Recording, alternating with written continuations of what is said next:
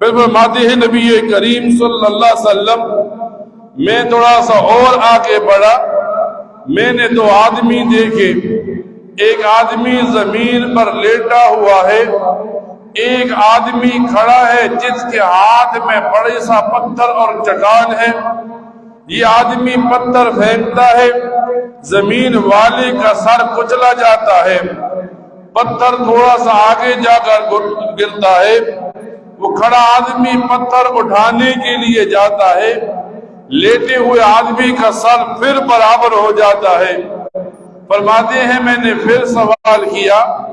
تو مجھے جبرائیل امین بتانے لگے، اللہ کے رسول، یہ آدمی دنیا میں بے نمازی تھا، اس کا سر اللہ کے سامنے نہیں جھکتا تھا، آج اسے سزا دی جا رہی ہے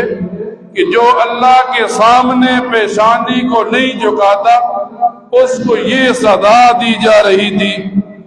پھر نبی کریم صلی اللہ علیہ وسلم فرماتے ہیں، میرا گزر ایسے لوگوں کے پاس ہوا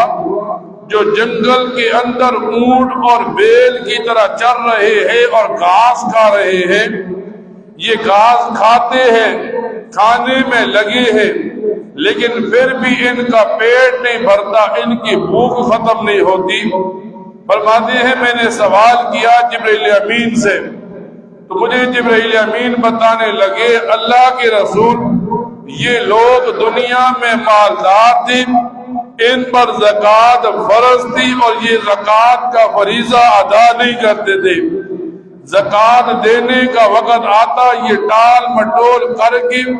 زکوٰۃ دینے کا وقت گزار دیتے تھے، جنہیں تارکین زکوٰۃ کہتے ہیں، آج ان کو یہ بدلہ دیا جاتا ہے۔ پھر نبی کریم صلی اللہ علیہ وسلم فرماتے ہیں